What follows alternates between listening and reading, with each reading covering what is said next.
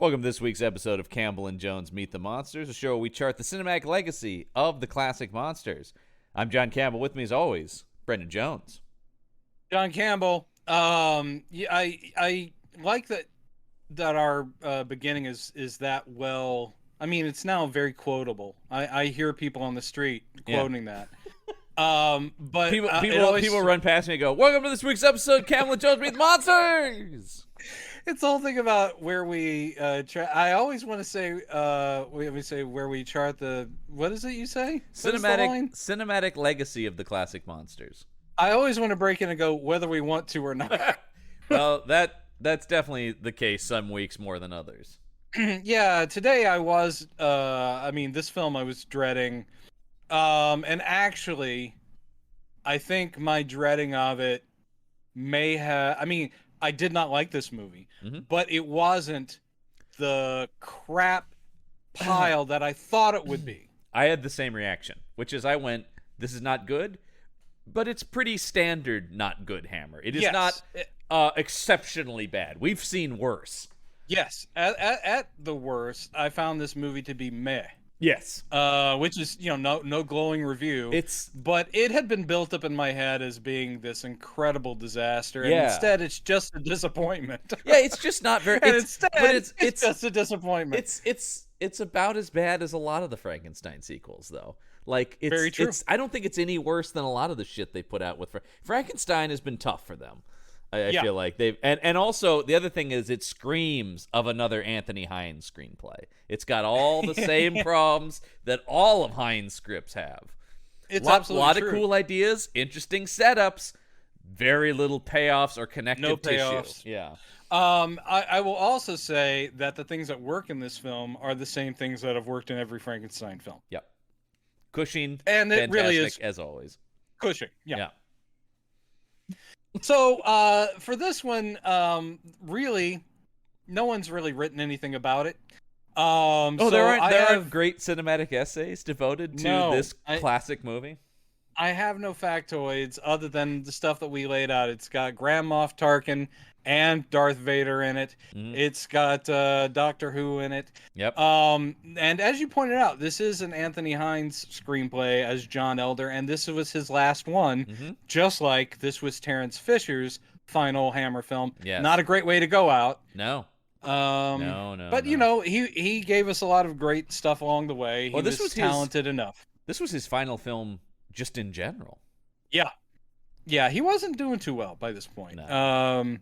So yeah, there really is no behind the scenes factoids other than they wanted another Frankenstein movie. They cranked it out. I think this one would have been better. I'm saying this right before I even start. This one would have been better with a different title. Oh God, yeah. This movie in no way delivers on its title, even remotely. No, because I was sitting there the whole time wondering when I would see a monster from Helsinki, and wondering what this had to do with Finland. I kept going, is this set in Finland? The monster from Helsinki. He's an okay guy. He's just from Helsinki. He's just from Helsinki. And, the Finns, you got to watch out for those guys. They're all very furry. That was the other thing. This would be better with a different title and with a different makeup. This makeup is horrible. Oh, I agree. That the makeup is like 70% of the problem here, I feel like. And one little factoid I have is that Terence Fisher himself agreed. Terence Fisher kept saying, like, guys, pull this back. I know that the guy is described in the script as being... He was enormous and very physical, very strong, and Dr. Frankenstein says he was almost like a Neanderthal or whatever, or Neolithic, and but he was still a human being. So this weird furry Yeti looking dude, terrible makeup. I don't know if you looked through the IMDb here, but the actor Shane Bryant, who plays Simon here, has a quote about he said. He had an extremely hard time finding anything nice to say about the monster's costume. To this day, he calls it plasticky. Reportedly, when Prowse asked him what he thought of it, Bryant replied, "The feet are fantastic," upon which Prowse said, "They're mine." They're just my feet. Agreed. I think this is a misfire on concept and execution. yeah, it is like he's described as Neanderthal, but I assumed that was Neanderthal-like, not he's literally a Neanderthal. Yes, exactly. All that fur. Terrence Fisher was like, guys, make him more human. He's a bulky, broad-shouldered hirsute man. That's the way I would think of it. Is a very early, I mean, as far as I can tell, this is like, I will say this, they were doing early versions of a muscle suit. This is basically a padded muscle suit covered with latex that they stuck David Prowse in. On top of a guy who was already very muscular, which I think is interesting. Yeah. It's terrible. No, I feel so bad for David Prowse in this, who I love, obviously. How can you not love David Prowse? I don't know. Yeah, I mean, he was Darth Vader, for God's sake. Also, if you've designed a monster makeup for a monster that at some point in the script will speak, maybe take that in consideration when you're designing the mouth area. Oh, every time this thing spoke. Like, hey, how you doing? Yeah. No, I'm totally talking. I'm just not. I don't know my lips. When he first spoke, I thought, oh my God, he's telepathic. Oh, this is confusing to me. And speaking of trivia, the role of Sarah was first offered to Carol Monroe, but she turned it down because she refused to do nudity. There is no nudity in this movie. No, none. And I kept backing up and rewinding did I miss to make something? sure. Well, let me see here. Let me see. Yeah, the only topless person in this movie is Simon. Yeah. Mm-hmm. Ladies, I'm just saying this is for the ladies. He gets hosed down. Yeah, because there's nothing sexier than seeing a man be hosed down by a fire hose in a I will say that, like First Blood, man. Ugh. That was a pressure hose. You can see welts developing on that guy that were not makeup. I'm like, shit, they're really bruising this dude with a hose. Actually, the most insane thing that Bryant said was that they used real human blood in the movie. Oh, dear God. Yeah, he says here, blood that could no longer be used for transfusion was sourced from the blood bank and used in the film. Wow. Yeah, that's not okay in any way. Like, that's... No. Why? It'd be cheaper if we just got real blood from the blood bank. Yeah, that's sure. Verisimilitude that Hammer has never really gone for in their We really want to go for the realism, so we use real blood in Frankenstein and the monster from hell. Oh my God. Yeah. Why don't we talk about the poster? Oh, yes. And what a poster. Oh, it's great. How to even describe this? Okay, so we have... well, you know what it reminds me of is the classic children's books of scary stories. Yes. Scary stories kind of told in the dark or something like that, or whatever the title is. After Dark. I can't remember what it is. The one that Guillermo del Toro directed a film of. Oh yeah, or produced. Produced. Yeah, because I was going to say definitely below his normal quality. Yeah, this is a black and white illustration, which is clearly based off a photograph, but then there's actual drawn or charcoal. They have superimposed this monster onto a drawing of a woman running from a grave? Running through a graveyard away from a big tree. Yeah. There's a moonlit sky, a scary tree, a couple of gravestones, and a sequence shovel. that never occurs in the movie. No. She does look, kind of contemporary with kind of like a mini skirt kind of thing on. This poster has so little to do with the movie, and in fact, they're hiding the Neanderthal-like aspects of the character. They're really trying to just lean into the face makeup and go it's like a Frankenstein monster. Yeah, look, they're stitching on his scalp. Yeah, that's all you need. You get it, right? It's another one of these. I mean, it did seem like at a certain point that was Hammer's advertising. It was like, more of this shit. I don't know. Yep. It's Dracula. You get it. You get it. Yeah, it's you Frankenstein. Get your money's worth. There's a guy stitched up. You know what you're getting into. Is there any kind of I heard Carolyn Monroe wouldn't do it because she didn't want to be naked, so somebody must be naked in this. That mean Madeline Smith's gonna take it all? No, sir, I'm sorry. Lord, no. And honestly, there's no point anywhere in the movie where it would have even made sense to have nudity.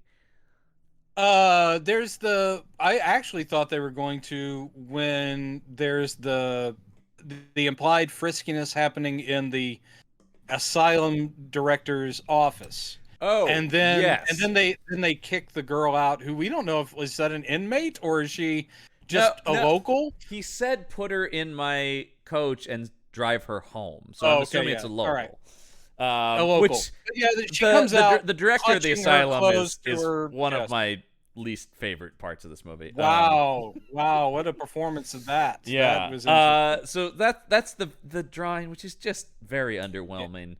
sure. And just a big ass full moon back there too. Mhm. Yeah. And What then else would it be? and then of course we have a couple of taglines on this one. Yeah. His brain came from a genius. His Mhm. body came from a killer. His Yeah. soul came from hell. That's the lie. Yeah. You know, you get it's like two truths and a lie. Yeah, because it seems like they want to cash in on the satanic panic movies, and they've been doing that with Yeah. Dracula. So they're like, let's try to convince people that's going on in this Frankenstein movie. But no, nothing.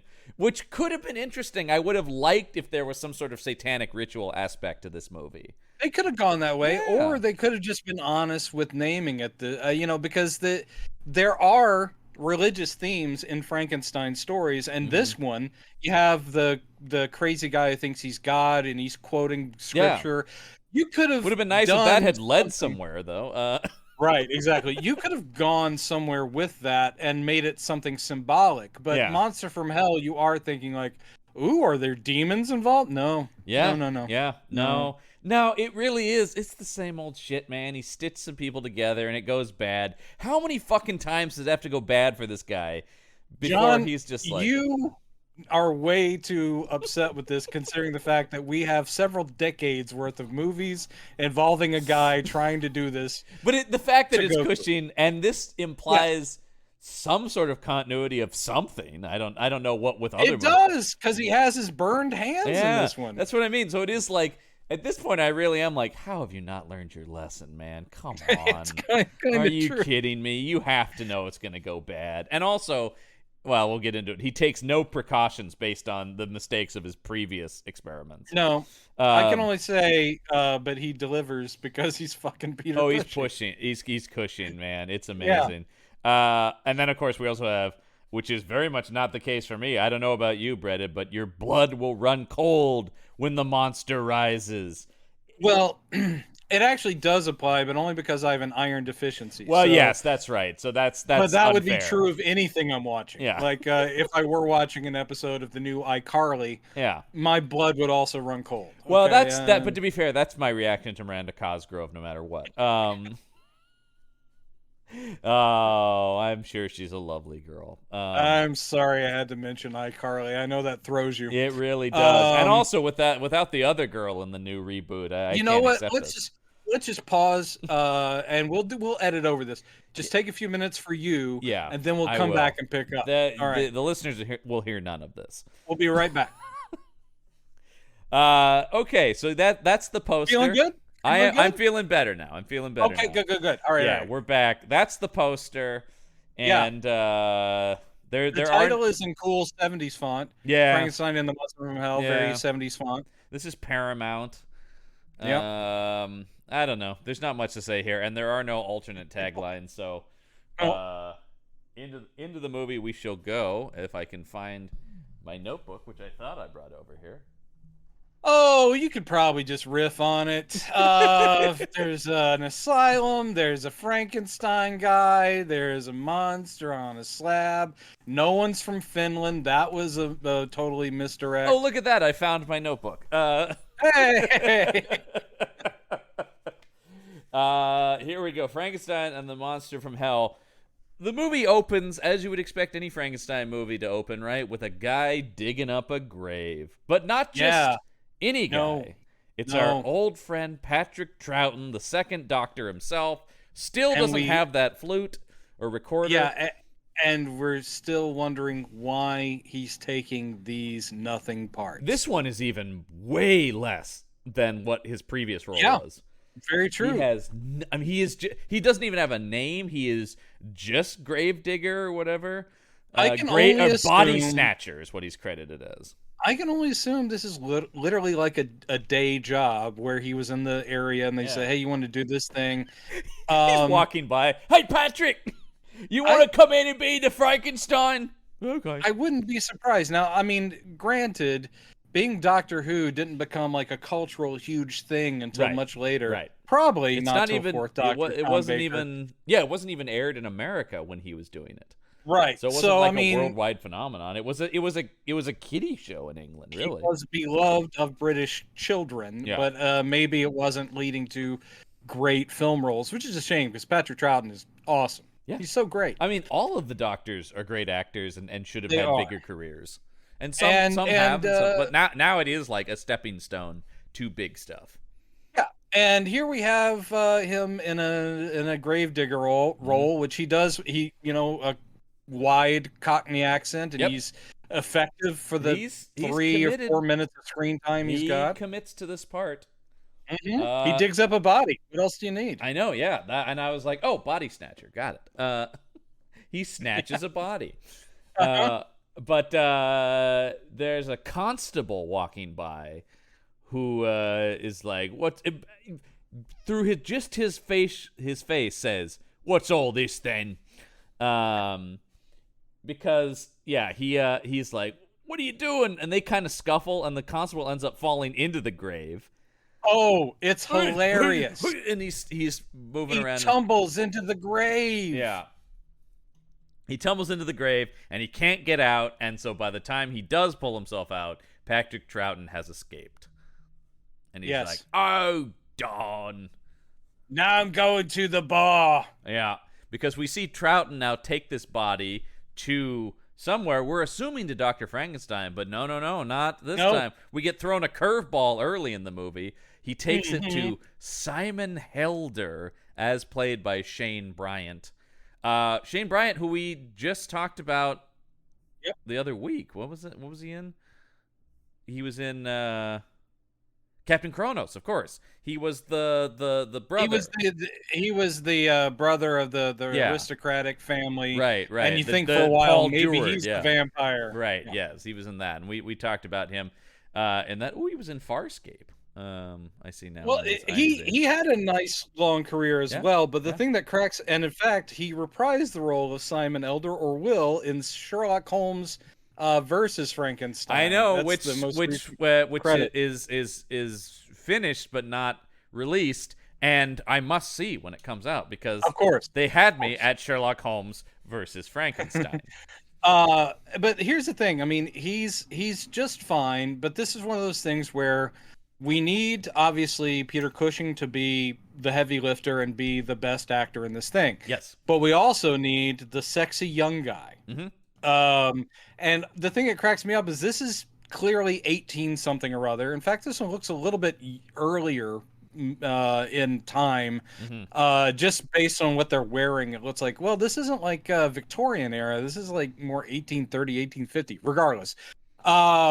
So his whole role is to walk around looking incredibly smug and always very well put together. He's always hunky. Even later when he's in an asylum, he walks around with his hands in his pockets and leans on things and smirks because he's just like, I know how hot I am. For the whole movie, I'm smarter than everybody, and look how hot I am. Oh, just before this, he had done Dan Curtis's The Picture of Dorian Gray. There you go. He is very much a Dorian Gray type. Yes. But he's the first Mad Doctor that we meet in this, and Patrick Troughton has brought him a fresh corpse. And he's like, "Well, wheel it in," and Patrick Troughton's like, "Oh no, I'm not going in there." Yeah, he won't go into Simon's lab. So then he presumably just drops the body off outside and heads to the local pub. Which, he makes it clear he does have money. He takes a couple of shots because he's been doing macabre work.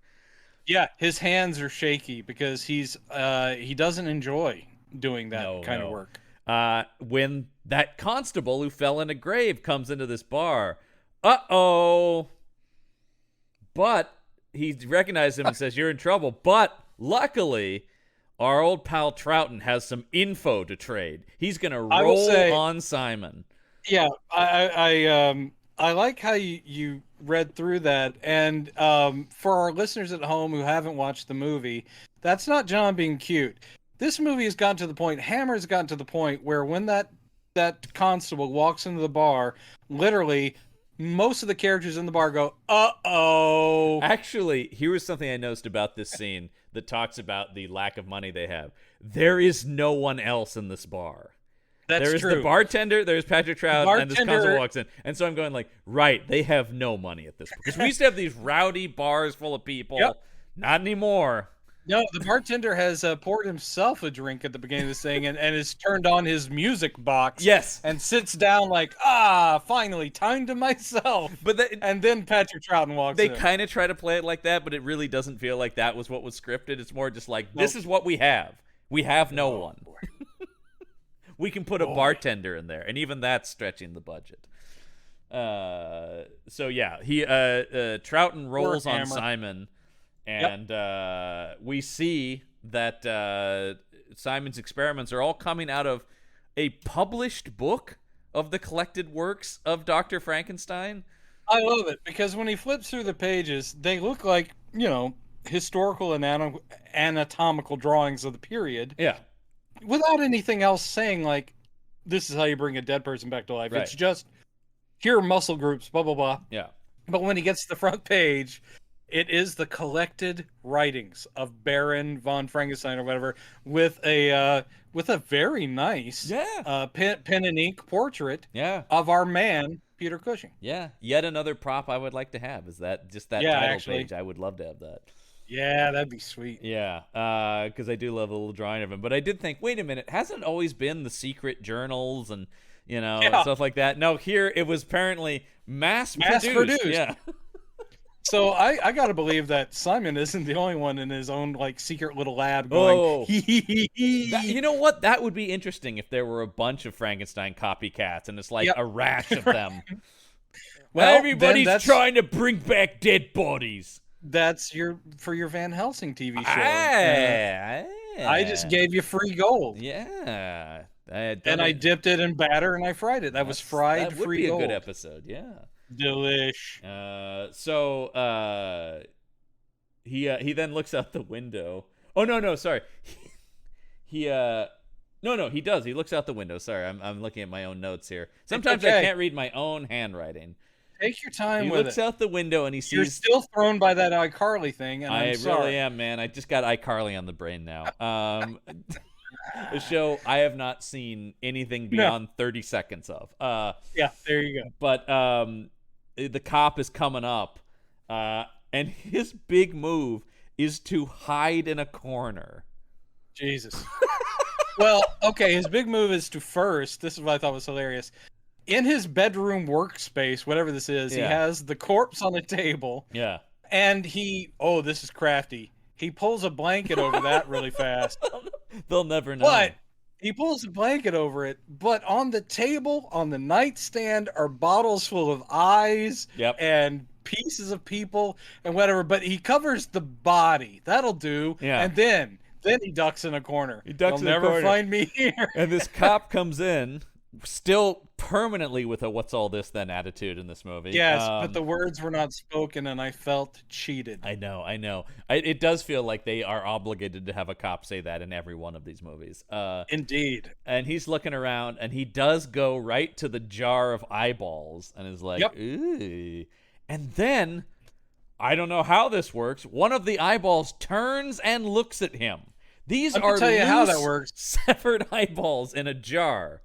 This works because of dumb movie making. That's how that works, because it doesn't make any sense. Nope. It doesn't tie in with any Frankenstein bullshit science.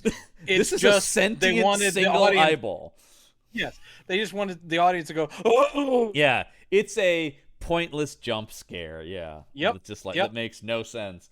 Well, also a black cat jumps out of this thing full of eyeballs, too, and just goes, You didn't see it coming. It might as well have. But then at a certain point, Simon can take this no more. He's like, be careful with those eyeballs. Which, of course, startles the guy even more until the point where he drops the jar of eyeballs. And he's like, oh, And then you an fool. unseen chorus. You've ruined my eyeballs. An unseen chorus of people goes, uh-oh. Uh-oh. This just becomes a running theme. Uh-oh. Hammer was really just trying to cue the audience any way they could. Uh-oh. Yeah, this is hilarious because he gives himself away, and then he immediately goes, look, you bumbling idiot. Yeah. And he starts picking up the eyeballs. This movie's no good, but they are going out on a visceral high in this movie. This one gets pretty gross in several places. But here, Simon's just scooping eyeballs up off the ground, and he just goes, ruined. They're all ruined. That was a perfectly good eyeball. Ruined, sir. Ruined. Well, it doesn't matter because he's picking them up with his bare hands too. And I like the guy's going, what are you doing in here with all these bits and pieces? And he's like, he does say he says bits and pieces. And Simon's like, it's pretty obvious. I am trying to make a new man. Yep. And at that point, basically, I guess we're dealing with a crazy person that has to go to an asylum. Yeah, well, because it just cuts right to his trial, and he's been found guilty of sorcery. Yep. Much like that Baron from years ago. Right. I love that, in this trial, which of course is a bullshit kangaroo court, but there's apparently only one witness, and he's just behind Simon sitting in the gallery, and it's Patrick Troughton. Yeah. He's like, I told on you, I'm sorry. Boo. They gave him immunity for his testimony. Yes, there you go. So Simon doesn't seem too thrown by this. He's like, yeah, okay, whatevs. Yeah. And he's like, well, obviously, you are a totally insane man, the judge says. Yeah. So I'm sentencing you to 5 years in an asylum, at which point we'll take a look and see if you're sane again and let you out, only if you've come back to Earth. We're going to give you 5 years to sane up. Yeah. And then we'll check in. And so we throw this guy in the back of a wagon and we take him to the asylum, where it's interesting. He loses this pretty quickly, but he has this very arrogant attitude when the movie starts. And then he ends up being the voice of reason, which is an odd character turn for him. It doesn't quite work for me. It's called an arc, John. Well, I understand that's what Anthony Hines finally would tell me. Sees, Frankenstein represents the thing he could become, and he gains a conscience. Because he goes, hey, he's cuffed, and he's like, I want to see the director. I see his office right there. And they're like, the two orderly guys are just like, you can't see the director. Yeah, well, that's ridiculous. Knock, knock, knock at the door, and the guy's like, come in. He's like, well, I guess I can go in there because, look, I'm going in there. Yeah, because, look, I'm going in. And so he goes in there, and this is where we meet the director of the asylum. And boy, this performance. This is John Stratton as the asylum director. Well, okay. I mean, eventually we discover he didn't know who was knocking at the door that he invited in. Yes. But I wonder who he thought it would be, because he's enjoying a book of pornography. Yeah. Which, of course, we're not looking at, but it's clear. We don't even have the nudity from that in this way. That's how clean it is. But he's looking at the book. He's like going, hoo, hoo, hoo, hoo, hoo, hoo, yeah. Hoo, hoo. And then when the guy walks in, he's like, look what happened in here. Oh, who are you now? Yeah, wait a minute. What is this now? What's all this then? Yeah. And he says, I'm a doctor. And he's like, ooh, the new doctor's arrived. How good. And I just thought, oh, man, yeah. I mean, and what we'll see is you could just run wild in this place. You pretty much can, as long as you got some dirt on the guy in charge. And we find out later that our friend the Baron does have dirt. Which on him. Will say, that's once again in classic Anthony Hines fashion. I like this setup that Frankenstein has just taken over this asylum. Great idea. And I think the payoff there, when we find out why, also works, because it ties a couple of plot points together. And I was like, that's pretty good. Too bad this movie's junk. Yeah. It was surprising. It actually has some of the more competent Anthony Hines screenplay moments in it. It sort of does. While still also having every flaw in all of his writing. I can just imagine he pulled that last sheet out of the typewriter, clapped his hands together, and said, "You've done it!" Anthony, old boy, this is the one you go out on. This is going to be the big one. This is my Pieta. This is my Sistine Chapel. Honey, I've done it. Come in here. I've done it. I shall write no more. And then he takes a hammer to his typewriter. Because this was his last one. Was this his last screenplay, period? I believe it was, yeah. Oh, man. Well, the world was probably better off because he was not a good writer. I think he jumped over to TV. Yeah, actually. I see. Well, wait a minute. He does do Legend of the Werewolf the next year. And the Ghoul. And then some Hammer House of Horror, and then a Sherlock Holmes TV movie. All right. Yeah, so he had a few more after this, but yeah, this was the big one. Well, you can tell. It's there in every frame, every scene, every line of dialogue. And so eventually he's talking to this guy, and then he's like, "Wait a minute, your hands are cuffed. Are you an inmate?" Yes. Are you one of the crazy people? Yeah, and he's like, "Will somebody get him out of here?" And they're like, but you said that he could come in. And he's like, but I didn't know. Oh, boy. And here's the thing. This guy, I have huge problems with his performance tonally with the movie, but huge problems extremely over the top. Tonally with what we'll find out about him later. Yeah. It's like, whoa. You've made this guy in no way a menace. And then you find out he's done this heinous thing. Yeah, and yet he's always played as this bumbling goofball. He's played as a creep. He's played as a bumbling goofball creep. Yeah, but not to the point we would expect him to be, an incestuous rapist. Right. It feels like he needed to have a little bit darker edge, and also we only hear that from Frankenstein. We never get that turn of darkness in this guy's performance. No, it would have been good, and it might have been good to have more with him and Sarah. Yeah, I mean, I don't think they have any scenes together. Well, would you put him in the same room? No, but it just seems like that would be important, that there'd be something there to make you feel that. Instead, it's just like, he raped his own daughter. I don't know what to tell you. Yeah, it's bad. Yeah, it is bad. So then this is where they hose him down, but first they let out all the other inmates to watch them hose this guy down. They're like, "Oh, you got to see this, everybody." Well, you get the impression that the two caretakers, whatever I they call are, them orderlies. guards, I don't know. Yeah, orderly, sure. Yeah. They're like all the ones we ever see in asylums in these movies. They are cruel. Yeah, no good you person. Right? Yeah, you gonna be okay? Sorry. Again, I just sat take a quick nap. I just sat through this movie. Yeah. They're cruel. There are and no awful decent people who work in these asylums, basically. No, but you also get the impression that they were really put off by the fact that Simon is not really a crazy, and he's arrogant and pretty. So they're like going, "Oh, great! Well, we now have permission to."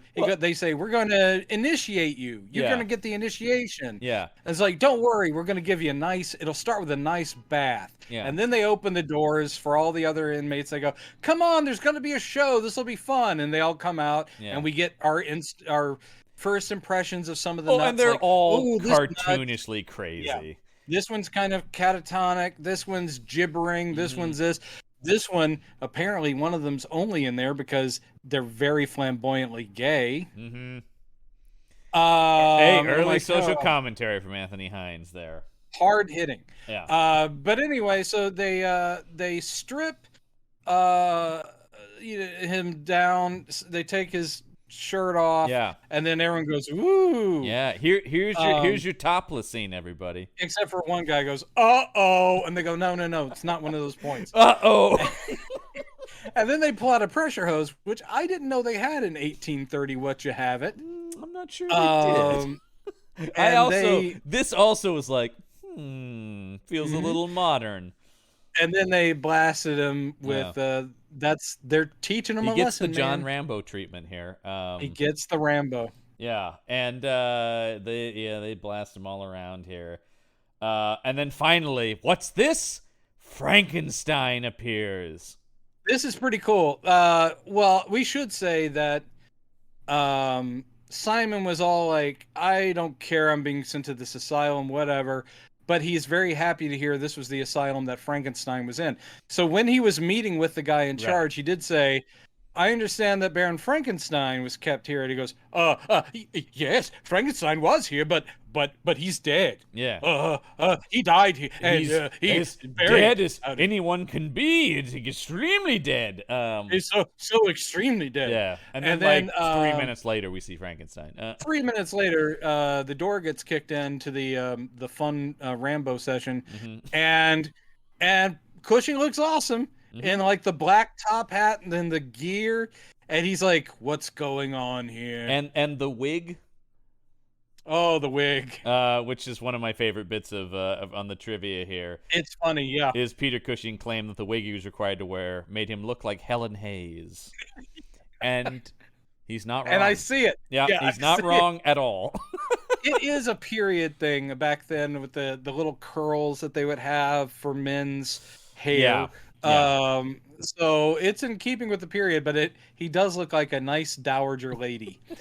But he is commanding everybody to stop. He's this the man in charge. Absolutely. And we're surprised because we heard he was dead, and that we heard he was an inmate. But here he's clearly in charge. Everyone, the orderlies and the crazy people, all shut up, and they listen to Frankenstein. He's like, "Get the fuck out of here!" And then, except for you, Sarah, who is Madeline Smith. She's adorable. Yeah. I'm sorry. Long-standing crush. She can't act. She doesn't have to in this. I was going to say, I don't know if she... who could tell if she could act based on this performance? I don't know. She's standing amongst all the inmates, and he goes, but you, Sarah, tend to his wounds. Yeah. And then we watch Frankenstein go into the director's office and just chew into this guy. Yeah. The fuck, man? He actually starts his...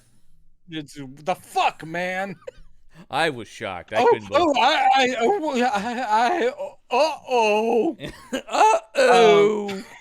It is from here on out. It is a cut to the director saying "uh-oh" every time.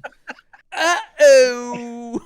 The asylum director, again, as you say, there are good ideas in the script, and the fact that the tables have clearly turned and Frankenstein's just running this joint is pretty cool. Yeah, and also this is where he had one of the inmates in his office, and he's like, I see you doing that again, and there's going to be trouble, pal. Yeah.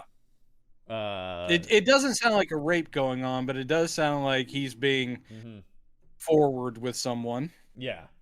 And he's just like, lest we forget, and he just goes on about like, and all, this is, you got to stop doing this. You don't hose people down. Look at this. He's laying it down. We've talked about this before. This is how this goes. Right. And so, and then he says, and also, hey, those guys out there, you better do something about them. And the director brings him in, he goes, I'm fining you a week's pay. And the guy goes, it was the other guy's idea. And he's like, well, then he gets fined a week's pay too. That's right. Yeah. And you're like, oh, so Frankenstein is running this place. Awesome. Once again, I'm in on that. That's a great pitch. And he says, I need more equipment. Yeah, and he's like, well, he said, I already asked for this equipment. Where is it? And they're like, well, the funding for the... they're going to look and see that it's odd equipment for us. He's like, oh, really? Well, how about all these fucking fancy books you got over here full of, filth and whatnot? He goes... He's like, yeah, that's not really standard issue for hospitals. So if you can find money for that, you'll find money for my shit. Yeah, and he's like, oh, well, yes, at once. It'll be here as soon as possible. Takes him to task. And Cushing is just crushing it as always, man. Of course. Yeah, he's so good here. He just comes in and rules this movie. Of all the talents that man possessed, the one talent he did not possess was the ability to not crush it. It is sort of a talent he did not It is the thing possess. where I love it, but at the same time, you're almost like, Peter, you don't need to work this hard. Do you see what movie this is? I know. But it's never not up to the highest levels of professionalism with him. Dude, when we get to brain surgery later, that is some of my favorite shit ever, I gotta say. But we're not there yet. Yeah. We're not there yet. So then we do see that Simon is being bandaged up by Sarah. And he's like, and what's your name? Say something. I don't understand. Can't you speak? And then Cushing appears. He's like, no, she can't. She's mute. Yep. And then Which is very convenient. it is, yeah, it's perfect.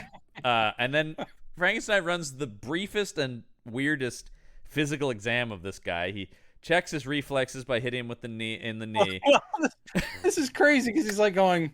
He goes, "Well, I'm not crazy. I just was put here." And he just goes, "Yeah, well, I'll be the judge of whether you're crazy or not." And then he tests his reflexes. And then he says, "Watch the end of my finger. Follow it with your eyes." And then he doesn't move it side to side. He moves it at him, which I thought was one of the weirdest. Like, that's not normally how that works. He's like, "I'm covering this eye. Yeah. Now I'm covering that eye." Yeah. And he's testing, I guess, how his pupils dilate or whatever. Yeah. But I'm like, all right, and he's how like, does this all right, tell you if he's crazy you or are not? perfectly sane. I think, again, that is the amazing thing about our friend Mr. Cushing. This is bullshit, jibber jabber, that anyone in the right mind goes, well, obviously Frankenstein's an idiot. That doesn't prove anything. But you buy it because it's Peter Cushing. You're like, well, I guess if you do that and you're really smart, the other you can sense tell I someone's get crazy is they told him, I don't know, Peter, just do whatever. Probably, yeah. Probably there's just something like Peter Vamps is what it says in the script. And so he then, Simon, of course, is like, oh, I'm such a big fan of your work, and I've read your book and all this. And he's talking about, but I heard you died. And he's like, yes, let me explain the situation. I assumed we faked my death, and I'm going by my own name still, Dr. Victor, though. Yeah. He says, so basically I run the place, I take care of all the patients, and over there is where I keep work on my own private work. And I'm like, you're building a monster, aren't you? Whoa, you called it that early? I had a sneaking suspicion he was building a monster. Damn, you're good. I know. Damn, you're good. Yeah. No. Did not see that coming. Yeah. I did not. What? Not until they took that another monster? Like, what? I was expecting a monster from Helsinki, but this?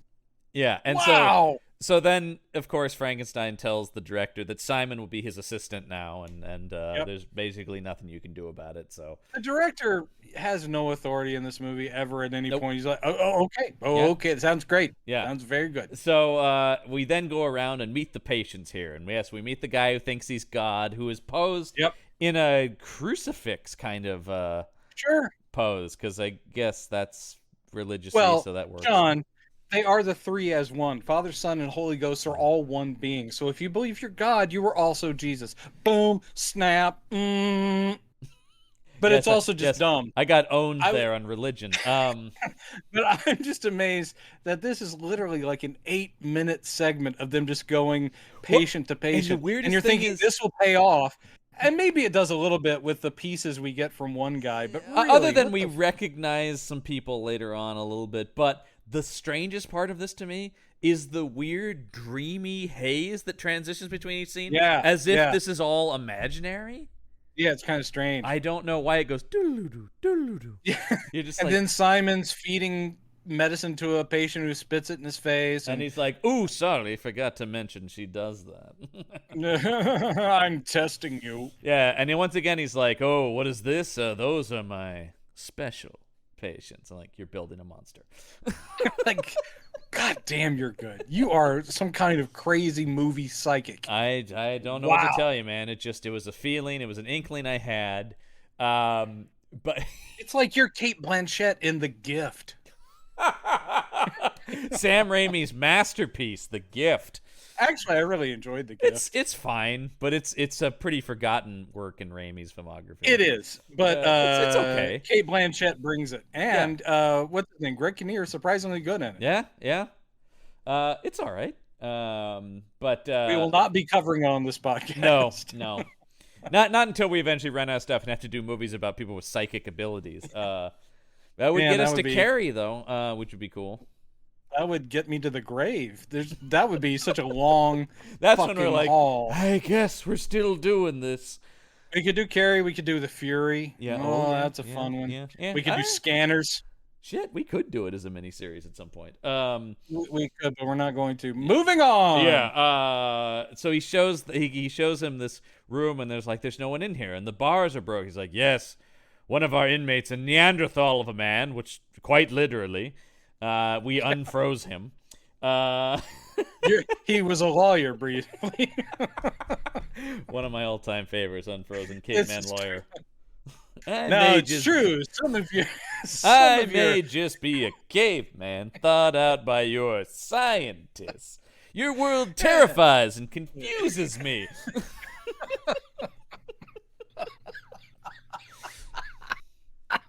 It's the best. R.I.P. Gone too soon. One of the all-time greats, man. One of my absolute comedy Jesus heroes. Christ. That man. So fucking funny. Yep. So, and he talks about, yes, one of our inmates he says he fell 30 feet breaking out those bars. He's like, he must have died instantly, Simon says. And Simon says, yeah, it's good. Yeah, I had to write that a lot in my notes, and I'm like, yeah, that's it. But Frankenstein's like, oh no, he held on for days. He had the strength to hold on. It's almost like he wanted to die, but his body wouldn't let him. Yeah, and was just more wait till you see him. Animal than man. And they're like, and he's buried out there? Oh, yes, he's buried out there. And like, he took the body.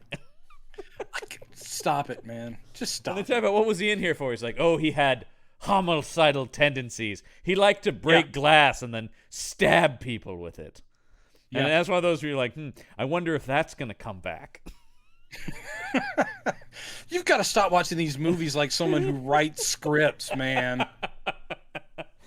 Because, I mean, Cushing might as well look into the camera with some of these deliveries of like, oh, yes, he's buried out there. This is Chekhov's broken glass. Yeah.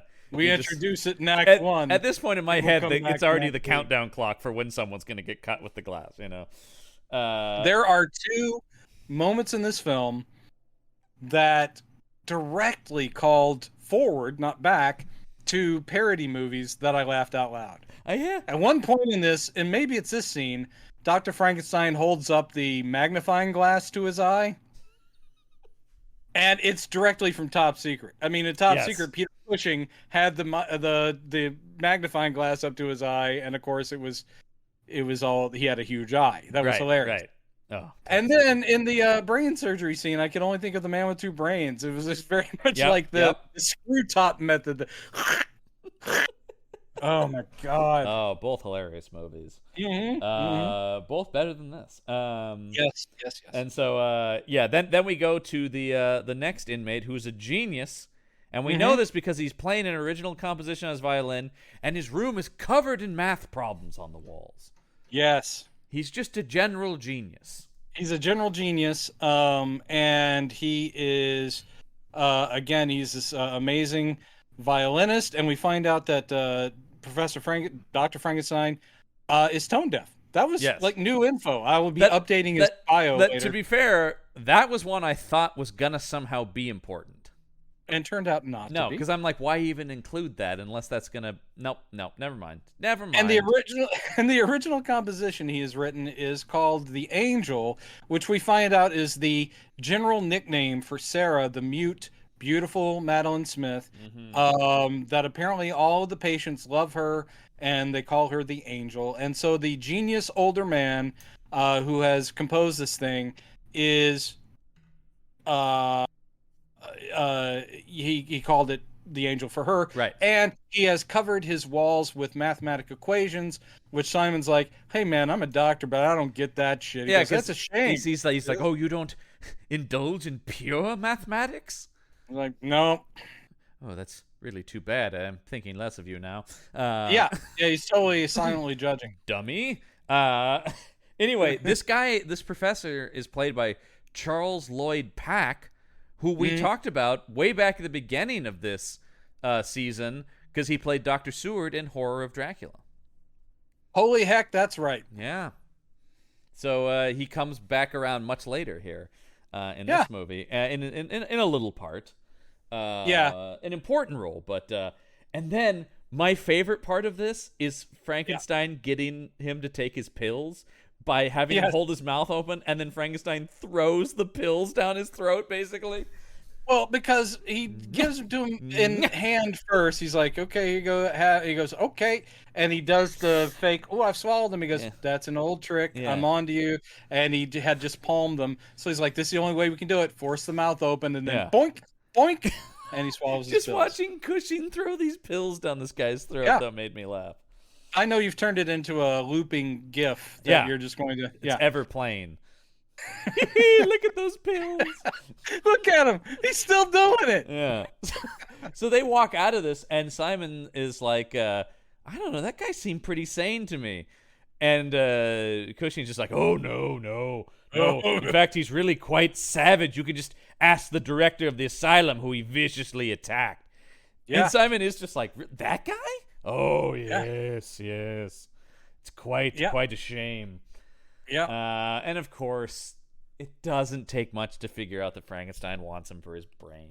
And I mean, this movie writes itself, man. It really does. Because you're just like, it's the same thing. Even though it's a new setting, it's the same thing as all the other Frankenstein movies. It's true. It really doesn't have many different beats around a couple of interesting ideas. There's another crazy person. Do they go see him now? The sculptor. Mm-hmm. Yes, and they talk about, oh, look at these beautiful sculptures he's made. Oh, that's wonderful. Yes, but he doesn't do it anymore because his brain is atrophied. Yep. Okay. But he's made a sculpture of angels' wings that he gives to. Are you getting the angel connection to Sarah? Well, look, I mean, poor John Elder, a.k.a. Anthony Hines, he's trying really hard. He's got the guy who thinks he's God. Mm-hmm. He's got the girl who's named Angel. It's like he's trying to work these religious themes into this, and it's really not working. No, it's a classic mistake of like, oh, I'll just put a bunch of religious stuff in it. Those will be the themes. You're like, yeah, but they have to like matter and mean something. It's just there's some religious stuff about. And you're like, that doesn't. What? Yeah, that doesn't. What? Because there's no talk like there is in some of the other Frankenstein movies about Frankenstein violating the laws of God and stuff. There needed to be like a priest character or something in this movie if you really wanted to go at these themes, who is challenging what he's doing or something. But instead, it's just like, yeah, I get it, religion, man. Like, cool. I don't know. But do you want to talk about who plays this guy? Oh, our sculptor here. Is it time for 007 Coroner? Is that what you're asking? Oh God, yes, it is. Oh, and this is a big one this week because it's a very big one. The legend himself, Mr. Bernard Lee. That's right. I have to say, he's so in my head. He's M forever. Yep. It's weird seeing him play anything else. He does a fine job with the 2-minute scene he's in here. He's very moving. He played M in 11 James Bond movies. Literally always until his death. Behind that leather quilted door. Oh, what a door. What a door. That Matt Gorley finally had made custom for himself. Mm-hmm. From Dr. No until The Spy Who Loved Me, he was amazing. M. And he is the one to beat, really, in terms of the M's. You know, I love Judi Dench. Yes. I'm really enjoying Ralph Fiennes' take on it now. But now that Ralph Fiennes is actually playing him. Yeah, it's great. This M. Yeah. But Bernard Lee is the be-all, end-all, much like Desmond Llewellyn is Q, and Lois Maxwell is Moneypenny. It's the way they played off of their bonds. It's because they're not all the same. A disapproving look from Desmond Llewellyn is different from a scowl from Bernard Lee, is different from the flirty and broken-heartedness of Lois Maxwell. Oh, I love those people. Those people, yes. You know, they got recast because they got too old to keep playing the same parts. Bernard Lee actually died. I mean, on set, famously. Was actually shot by a blank gun. No. And actually, I should say I missed one here. Actually, his last appearance was Moonraker. Just like the Moonraker goes. Okay, I won't be singing any more Bond which is one I enjoy, even though I know it is. But I do enjoy Moonraker. It's batshit crap, but it's so much fun. I really get a kick out of Moonraker. It has its moments. Hugo Drax, ladies and gentlemen. Hugo Drax is great. Herbert Lom as Hugo Drax is awesome. Yep. And it does have one of my favorite moments when he shoots that guy in the tree, and he does the classic "You missed, did I?" It's great, great Roger Moore delivery. That is a good bit. Yeah, It's a good bit. good stuff. But yes, the legendary Bernard Lee, who has nothing to do in this movie. Nothing to do. What little a scene. bummer that is Just actually a him in this. Little scene. And you're just like, man, but you're a legend to Bond fans. And then you look at the work he did between Bond movies, and you're like, oh yeah, it's some stuff. Unfortunately, with character actors, Same thing with even Desmond Llewellyn. Right. You love them, but you're like, I guess they're not huge stars. They just have a place of our heart because of their connection to a And these were series guys or whatever. who probably worked 1 or 2 days on a Bond movie. But you're like, oh, they're intricate characters to me because they are part of the world of James Bond. Yeah. But really, M would be like in a scene at the beginning and the end. And pretty much the same thing with Q, except for a couple other examples. And Moneypenny usually only had the one scene. And the rest of the time, they're probably just, doing stage work, commercials, whatever. Now they'd be doing conventions, but, of course. Yeah, that'd be huge. I told you one of the saddest was at Rose City like 2 or 3 years ago, and there was Lana Wood. Yeah. And she wasn't in the celebrity area. She was just amongst the vendor booths. Yeah. And you're like, oh my God. I totally missed her. I'm so upset that I didn't see her because I would have. I'm sure it was sad, but still, to have met anyone that was a Bond girl, would be something. Yeah. I walked by a couple of times, and she was very delightful to the people she was talking to. Yeah. But she was, and I'm not slut shaming, but for an elderly woman, she was sexily dressed, where you're like, oh, this is kind of uncomfortable. It's like, I'd rather you just showed up as yourself. She's got to play the part. She's still Plenty O'Toole. Yep, and she was just signing stills of her as Plenty O'Toole and from other things she had done. But of course you are. Oh, goodness. It's great. Yeah. Not one of the best Bond movies by any stretch of imagination, but still. I love them all. No. I love them all, man. Even the bad ones I love. You know what you are? You're forgiving. I am. I just the vibe of a Bond movie. It puts me in a good mood. It's a comfortable place. Exactly. So yes, we have the sculptor patient, and then almost immediately we have Simon wake up the next morning, and the sculptor is dead, and he's being carried out to the graveyard. When one of these guys drops open the casket that he's in, and exposing his body, and Simon sees that the hands have been cut off. The hands of the sculptor taken after death. Wow. And especially because we had Cushing going, my God, those talented hands. Did you see that coming? Because I just didn't. Yeah, what I didn't see coming was that it would be literally the next scene in the movie. I know. And you're just like, well, that's it for Bernard Lee, everybody. What's funny is this is where Simon's starting to get suspicious. Yeah. And yet Simon knows he's dealing with Dr. Frankenstein from the drop. He should know what's happening. But he does come in and go, oh, did you hear about the sculptor? He's like, no. He goes, yeah. Oh, wait, no, that's later. That's later with the professor. Sorry. It is later. Because but here we have, it's night, and we just hear the sounds of a monster echoing throughout this asylum. It is the sounds of a monster or the sounds I've made after an unfortunate ordering choice at Taco Bell. These are cartoonish monster sounds. These are cartoonish monster sounds, which, I mean, come on, people. I just, Who fed him Arby's? Seriously! It had a little that sound to me of just, oh no. Give him room, everyone. This is going to be a long night. Somebody bring him a magazine. He's going to be in there for a long time. Oh, dear. We sent out for Chipotle? Oh, no. Oh, that barbacoa looked off to me. We go down the hall. It's not even a monster. It's just Cushing on the toilet. Please, some privacy. Oh, I knew extra queso was a bad decision. Oh, I think a Chipotle burrito is about the size of Peter Cushing, to tell you the truth. Yes, it's very tasty, but the portions are so huge. I'm paying for it now.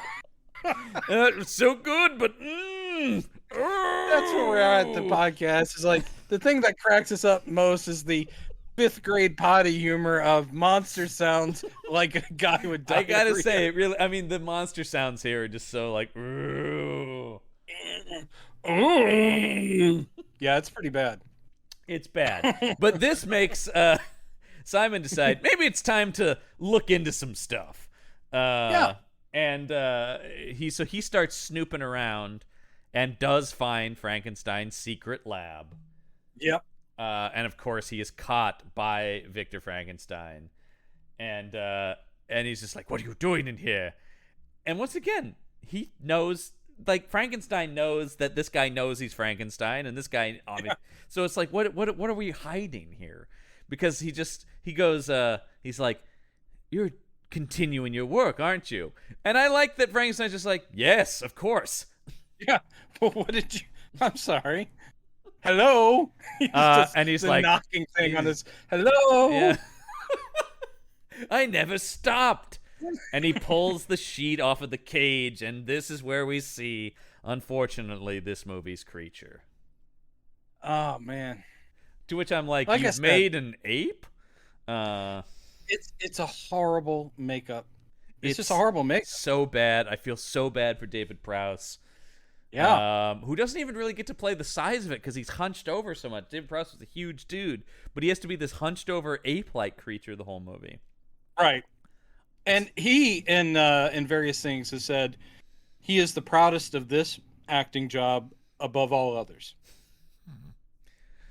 And all I could think is, here, he has something to play, like in the previous one where he was the creature. Yeah, because I was going to say, this is his second turn as the creature. Here, he gets to play him with the brutish guy's brain, and then he gets to play him with the professor's brain. Good luck, people going, yes, I can see the subtle variations. At least he can pretend to talk when he has the professor's brain. But yeah, it's terrible makeup. It is just bad. It's caveman stuff. Yes, it is. Was this left over from one of their prehistoric movies? Come on. It's what it feels like. It really looks a little bit like Trog, even though that wasn't Hammer. But Trog is a better makeup than this. It's really, really bad here. It's a big muscle suit with furry shoulders, a furry chest, and the fur goes up onto the head, not like it's your normal, oh, I have long hair, but I also have back hair. No, this is all one piece, like you're an actual animal beast man. Yeah. And the face is all mushed and animalistic and ape-like, and you're like, what? This is what that guy looked like? The dude who... Well, because immediately Simon says, oh, the Neanderthal-like body.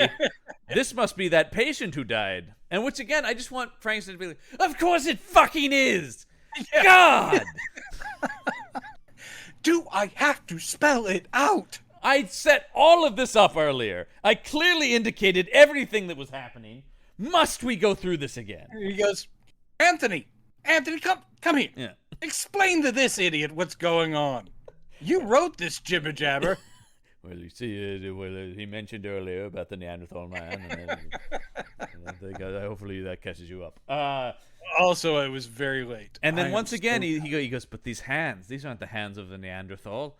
And it's like, and I just want, once again, Kush to be like, it's the sculptor! I took the hand off the sculptor! Come on! He does catch, come on! He does catch on to that one fairly quickly. Yeah. He goes, these are the hands of the sculptor. And he goes, very observant, how did you know? Yeah. Because they're clearly not the ape man. Well, he goes, because I saw you burying him and that idiot dropped the box and his hands were cut off. Oh, right. Yeah. Oh, okay. Okay. Yeah, okay. Fine. Yeah. All right, that's good then. And he's like, but his eyes are all gouged out. It's like, his eyes are so dreamy. I'm lost in them. I get lost in his eyes. I'm sorry. But he goes, yes, very unfortunate. When he jumped out of his cell, he Both of his eyes were poked out on the wrought iron gate that he fell on. He does say, he's like, yeah, he fell onto a gate. And I'm like, so he fell onto two perfectly placed poles. Let's see. Somehow when they were building this place, someone said, now I want the spikes exactly the space between a man's eyes apart. Just two. If there's others on the other sides, he might lose his ears. Yeah. Yeah, this is dumb because it's like, okay, he falls onto I'll tell you what it did. It made me want to see him fall. Didn't it make you want to see this? And he lands on his eyes. Lands on his eyes, and it doesn't pierce all the way through his brain. That's impressive. He landed perfectly. Thunk on both eyes. He's like, oh. I know what you're thinking, Simon. What are the odds? That's going to leave a mark. I'll tell you, it was a 1 in a million shot, Simon. 1 in a million. We weren't even horrified. We were impressed. It was amazing. And he goes, but yes, we're going to have to get him some new eyes. Luckily, I have a jar of them over there for some reason that's never explained. Well, I mean, we found out from the very beginning that most of these types of doctors just have a jar of eyes sitting around. But, like, were these other dead inmates and he was just taking eyes, or was he getting it? Where was he getting it? I don't know. Whatever.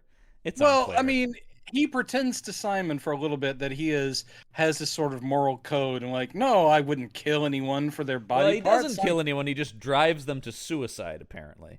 I think it's pretty crafty. But yeah, the whole thing of like, yeah, no, I wouldn't do anything like that. You know everyone in here hates you, right? They were all saying what a loser you are. In fact, I had one of them say he'd never even have the guts to kill himself. I'll show them! Ah!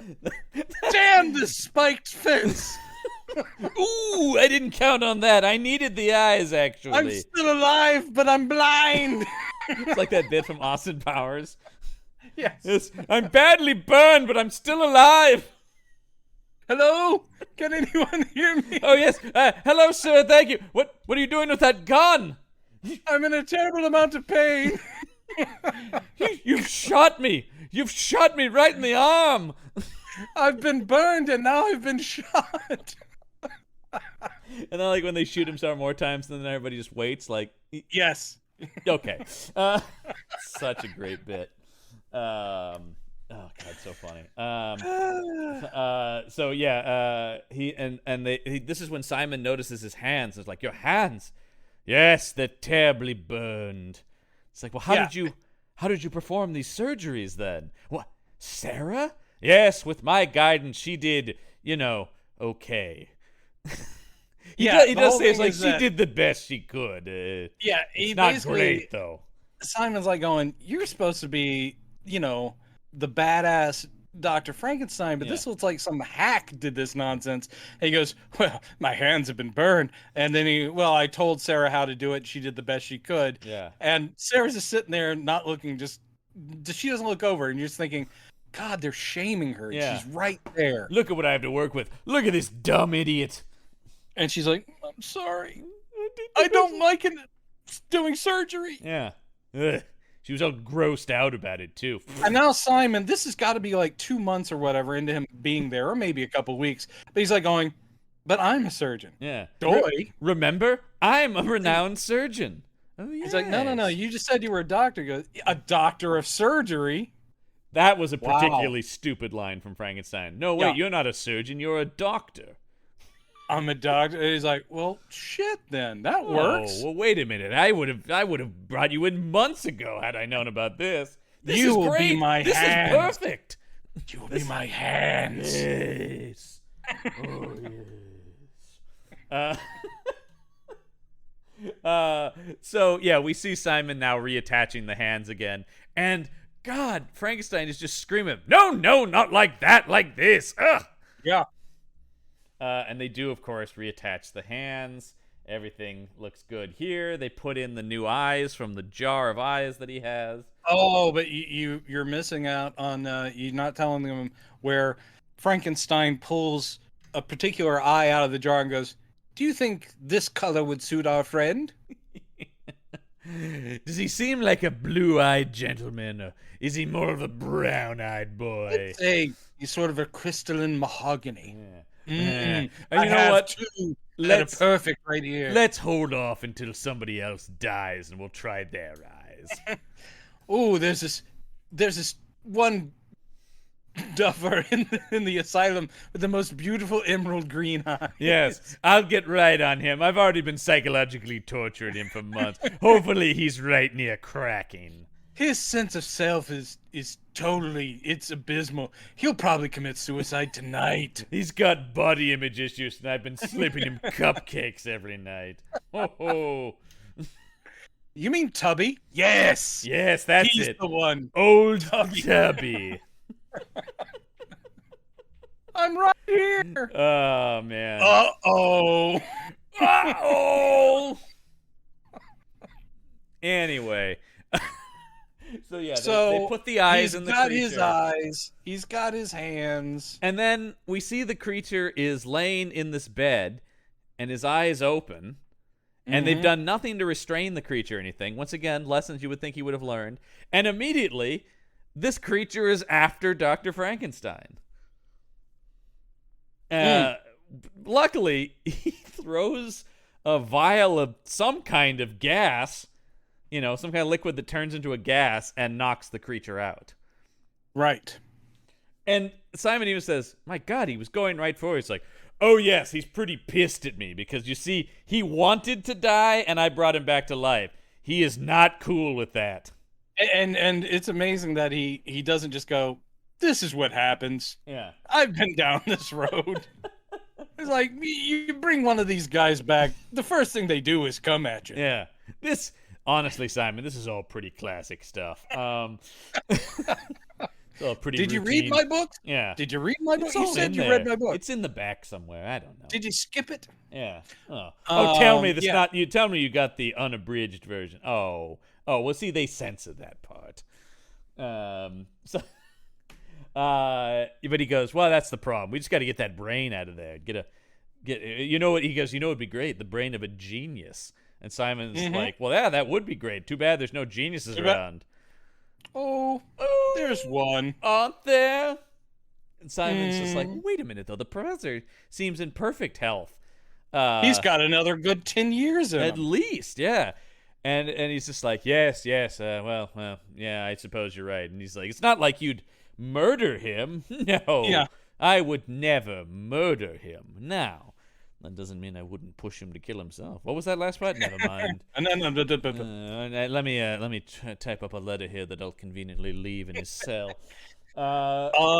Incurable loony. Let's see. Will never see the light of day again. Perfect. Is hated by the cute mute girl. Specifically said, yucko. What? And he ain't all that. Yeah. She wrote, I'm sorry, let me back up. She wrote it because, as previously mentioned, she is mute. She signed to me. Yeah. What an uggo. Yeah. Because once again, he says, no, I would never kill him. Immediately cut to the guy has hanged himself by his violin strings. And that I'm like, okay. They can be pretty tough, but they also snap real easy. Well, when we see it, he's hanging there, and they've sliced into his throat, of course. And well, everything seems to be working out for us then, Simon. Yeah, it's like, well, that's where Simon comes in and goes, have you heard about the professor? And Frankenstein's like, no, what? Please don't say that tragedy has befallen him. Well, he won't be needing that genius brain of his anymore. And he goes, look, he just took his own life. I didn't kill him. It's like, yeah, but I found this note left by him diagnosing him with incurable insanity. Yeah. Hey. He goes, did you leave that out so he could read it? And Frankenstein's like going, oh, whatever. We don't need to get into that. These moments are my favorite Cushiness Frankenstein moments. I do like when he's just a sociopath. Yeah. Who could say who left what out with who? He ends this series as coldly as he began. Yes, this does feel like the Frankenstein from that first movie, which I enjoy. It does feel like we've come around fully. But he is just like, oh, whatever. Come on. I think that He in was this probably movie, gonna kill himself no matter what. if you were to bother trying to see an arc in the entire series of these, and why would you try? But Yeah, good what I luck. do like is he is like the guy from the first movie, but he's like the guy in the first movie who has at least learned a lot of those sociopathic tricks about appearing like you care. Right. Because for a lot of this, he does seem to actually like, well, I am running this asylum, and here's how you take care of this patient, and how are you doing today, you crazy old coot, and blah, blah, blah. So he's being that way. You're but definitely going to his, slit your wrists for me later, right? Yeah. But it's all just this show. He's like summing up parts. Like, oh, and I could get an excellent... Oh, they do the thing with the kidney soup later. That's just... that's just dumb. Yeah, check it out. I could probably use that guy's ass. It's pretty well formed. What is it? Crunches? What do you do? Some sort of you go on the cross trainer? Is that because it? It does seem like he's basically built it primarily out of the Neanderthal guy, and then the hands, the brain, and the eyes are all new. But everything else is just that guy. And also, why? Why did he need a hulking, monstrous body? That just... Stop. Make like a small, diminutive guy. Then you can overpower him should it come to it. Also, why always killers? or people were fucked up. Yeah. Well, it's gone wrong literally every time I've done it, but no reason to change. Here's a handsome young guy who lived in the village. He was totally sweet. Everyone loved him. He sadly passed away from drowning or something. There's a body. Here's a brain of a very smart person who was also a charitable. And it's like, okay. Yes. And Frankenstein just goes, do you have any serial killers? You don't happen to have anything where, I don't know, he may have murdered with his bare hands? Was there a countryside strangler I read about, I believe? Oh, yeah, but he was huge. You don't want that. I mean, yes. He had a body like a tree. You don't want that. Yeah, no. Well, maybe. You know what? Let me just see it. Do you have anything? Oh, serious? Do you have anything in a hulking, living monster? Do you have anything in a hulking, unrepentant monster? Yes, perfect. You know, someone whose vocal pattern sounded like he had just had some very bad Chipotle. Do you have anyone like that? In fact, Frankenstein would just travel now that village I mentioned to village. Chipotle, maybe we order that tonight. He'd travel from village to village just listening, and every now and then, from an outhouse, you'd hear, that's him. Go, that's the sound. That's the one. That one. We can't talk. Yeah. Doesn't matter. Yes. Tell everyone. I make sure to be in town for every Taco Tuesday.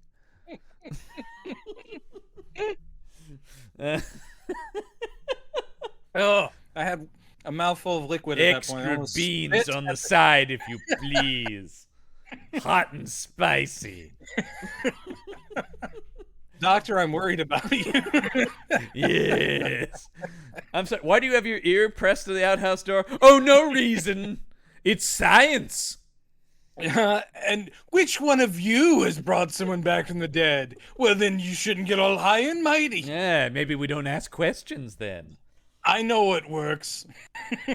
So, I love the intricate surgery scene where he's like, oh, careful now. Clip that part of the brain. Yes, because clip again, this. He's selling it. Peter Cushing makes me believe he knows exactly. He's like, yep, no, you want to, the optic nerves here, you want to make sure you clip them. Perfect. Buying it. Yeah. And so they swap brains here. I do love the way they dispose. This is the best thing. The Neanderthal brain. They pull it out and just dump it in a bucket. This is a very good Terrence Fisher shot because it's shot from like the bottom of the table down, so you're just seeing Frankenstein's legs, and he's standing on a little stool to give him some height. And right next to him is a bucket with just like a wet towel in it or something. Yeah. And you see the Neanderthal dude's brain just plop into it. Yeah. And then he's going to reach for the good brain, but he steps off the stool. And all I could think of was one time my brother made an entire bowl of fettuccine Alfredo, which he was going to eat himself, and I didn't get any. It was this huge bowl, and we were watching TV. He set it down on the ground and got up to answer the phone and stuck his foot in the bowl of the fettuccine Alfredo and ruined it. And this is what happens. Frankenstein steps wrong and just squashes that brain. I will say, probably better for your brother's health that he did not eat a gigantic bowl of fettuccine Alfredo. Yeah, well, that was what my brother used to do. That's a lot of calories. For his 18th birthday, he got an enormous bowl of just chicken fried rice. It was all he wanted. Oh man! And he ate this huge bowl of chicken fried rice. I do love chicken fried rice, but no, it's all delicious. Even I but have that's my what limits. He would do. Yeah. He would have these weird bingey things. Yeah. As in, he had a lot of souvenirs from the Benji films. He loved that dog. Benji the Hunted. Yeah. But anyway, yeah, this is you've given me more Benji items for my birthday. This is a great gross out scene where, yes, the brain just splatters onto the floor, and Cushing, as Frankenstein, just sort of kind of kicks it like, oh, fuck. Yeah. What was that? Oh, get that shit out of here. And he picks the nice one out of the bowl, and it's going in. Yep, they put it in, and then we cut to the creature waking up with his new brain. Yeah. Well, first Simon's like, they're exhausted because this took hours. He's like, how long will it be till he wakes up? He goes, probably 10 days. And as the audience is sitting there going, holy shit, this movie is a little drawn out. Are we actually? No, it really does just kind of cut to 10 days later. To which, why even include that then? I don't know. Because the monster... But he wakes up and immediately just goes, oh! He's looking at his hands. He looks at his hands, feels his muscle suit. And then finally looks in the mirror, and he's like, ugh. And Sarah enters, and he turns around, and he's crying. Yes. Sad and he's monster. Like, he goes, help me. Yeah. And, yes, he says, help me. And, of course, she goes and gets Frankenstein and Simon. And he's just like, Professor, is that you? And he's just like, do you know who I am? He's like, Dr. Victor. And he's like, do you know who he is? Yeah, Simon. And do you know who she is? Angel. And he's like, by God, it is, little Professor. Boy, we've done it. Let's go have a drink. He's the same old self. Because as we know before, he always said things like, Dr. Victor. Perfect. Man, and I was worried he'd lose some of his mental faculties, but not an iota. And what's amazing is how clearly that voice comes out of those unmoving lips. This is truly miraculous. And then he does he's just like, that's him. Anyway, let's go have a celebratory drink. It is, yeah, it's like, let's go get a drink. Yeah. So we'll just leave him here in his misery to cope with the fact that he woke up in a completely different body. He seems to be crying. Oh, that's great. Emotions, too. That's a bonus.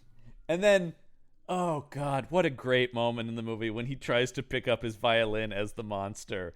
And doesn't even try to play it. He just, like, with it, sees his hand and then crushes the violin.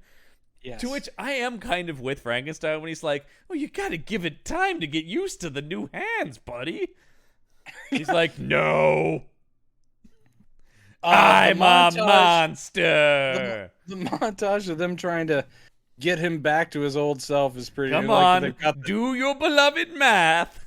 Yeah, he's got a chalkboard up with an equation on it, and he's like, hey, can you solve that, you dummy? And he has, like, a math book, and he looks at it.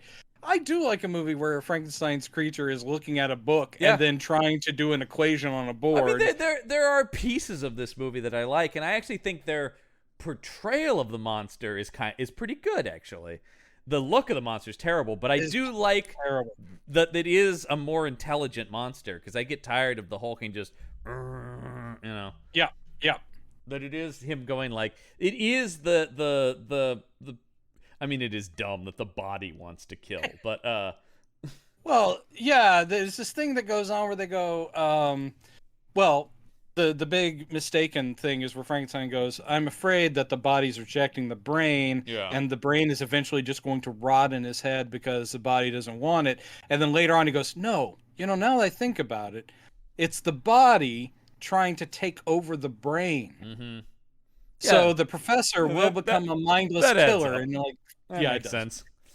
Dude, again, they thought this through. I mean, this is the classic like horror movie thing where you get the hand of the serial killer, and now you're a killer. The hands of Orlok? Come on! Yeah. What's the, do you remember the Jeff Fahey movie Body Parts? Yes. Yes. That's all I'm going to say on it. Yes. That's an incredibly stupid movie. Is it incredibly stupid, or is it the best concept ever?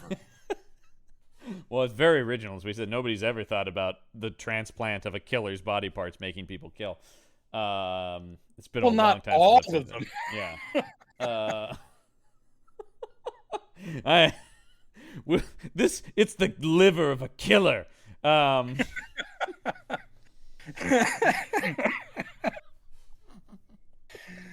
my God! I've got the spleen, the spleen of a sociopath. I do love the Simpsons trios of horror when Homer gets Snake's hair, and and the hair is killing people. Yeah, great stuff. Did we also get a weird scene where Sarah's apparently been looking after the monster, and she's asleep, and Simon kisses her while she's asleep? He wakes her up with a kiss. She's actually sleeping in the chair. No, but still. Come on, yeah, Simon's gonna get Me Too'd, man. Well, yeah, but it's appropriately dealt with immediately because he does it sort of like, I haven't tried this before. He kisses her on the forehead, and she kind of looks at him. It is. He plays it like, I wonder what would happen if I did this.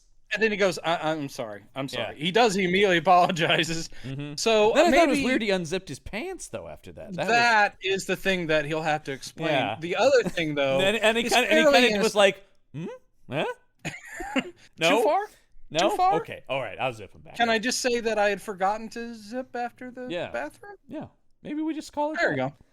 You know, can we dance around the whole Louis kind of thing and not... bring that up? Yeah. So yeah, he does. He wakes her up with a kiss. He likes her. He does.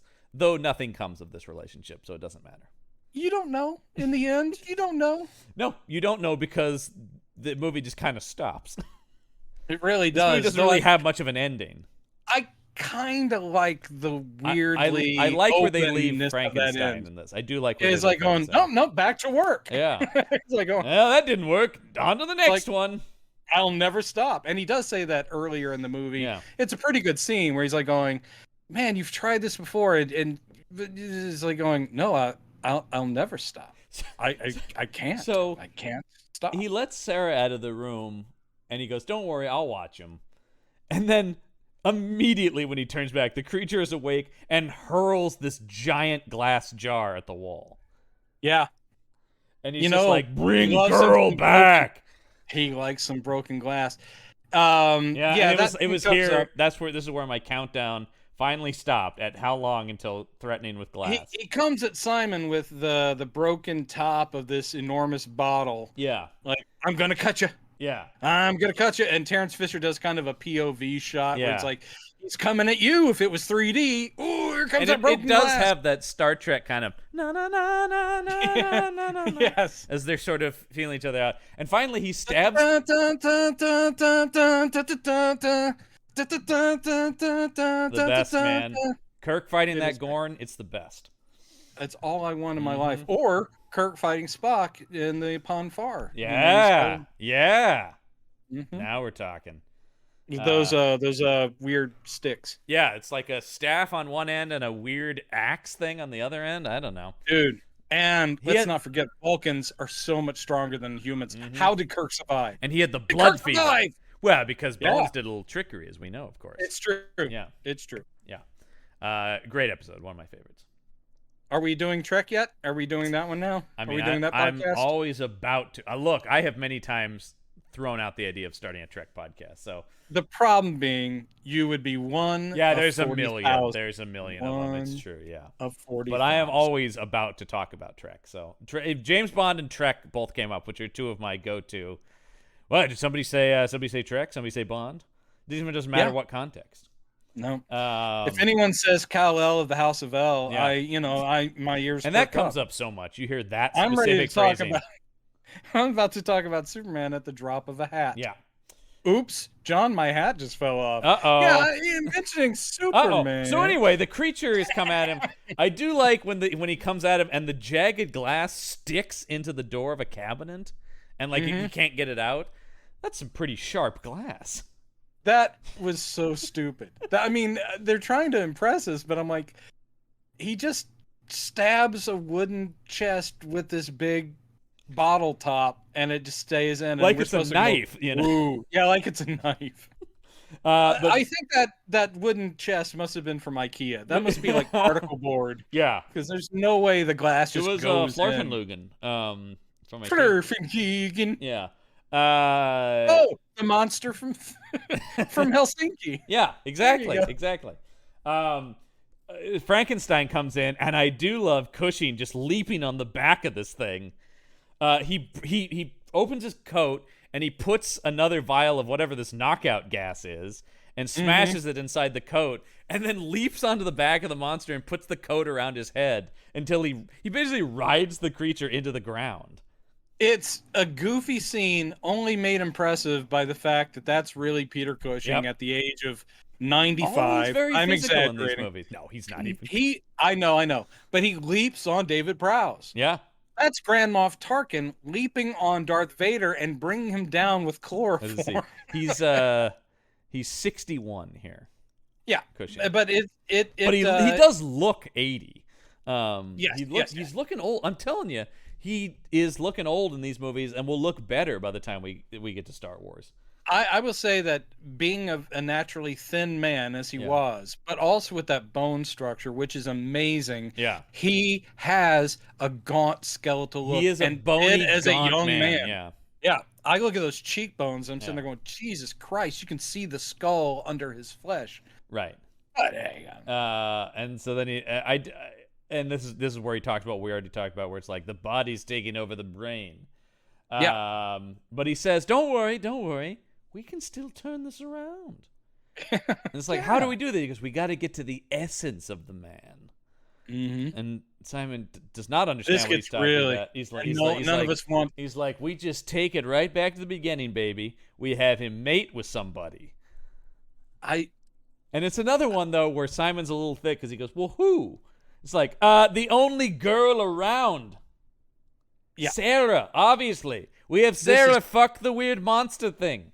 This is, for one thing, I don't understand what he's talking about, because the essence of the man, okay, so you're saying nothing about the professor's brain is going to affect the sperm that is inside of this Neanderthal man. Mm-hmm. So if they mate her with this creature, it's just going to be Sarah and the Neanderthal guy's baby. Will have nothing to do with the intelligence of the professor. Mm-hmm. So what are you talking about, Frankenstein? I know. You're just a creep who wants to see this happen. I just want to see what would happen. He's like going, please buy all the camera equipment you can find. Yeah. We're going to make a mint off this thing. Yeah, we're going to fund our next 8 experiments with this. Oh, people will watch. You know who will definitely watch? The creep who runs this place. So this is where that's coming up. And he goes, no, it's perfect because there's nothing physically wrong with her. It was brought on by shock that she's mute, which is the second one of these Hammer movies that is muteness brought on by shock, which I think is bullshit. And that one was written by Anthony Hines as well. Yeah, it's a go-to for him. He loves. He also has done many of these. Have had like, let's knock the creature out with chloroform or gas. Yeah. They go to several of these wells. This is classic Hines, man. Classic Hines. And so Simon says, "Hey, I'm gonna make sure that she's protected. I'm gonna leave her with the director of this place." He's like, "Oh, no, that's the dumbest thing you could do, because not only is that her father, but that's the guy who raped her, which made her mute. Yeah. So good luck doing that." Yeah, we hear this finally, and all we could think is, ew. And he goes, "In fact, it's the reason the professor attacked him." Man. He's just like, anyway, that's what I'm saying. Anyway, goodbye. It's a gross idea, but it did, as I say, hey, look, these things tied together and paid off. He does have a good moment here. There's a good Cushing moment when he goes like, so anyway, I'm going to go out for a while.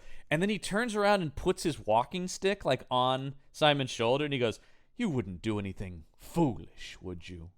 Yeah. Nice. It is nice, but it's also, well, of course he is. Yeah. You know exactly that he will, so why would you leave? Because he immediately drugs the creature's food, and which the creature is knocked out instantly, of course, from drinking a single sip of this soup that has some kind of drugging agent in it.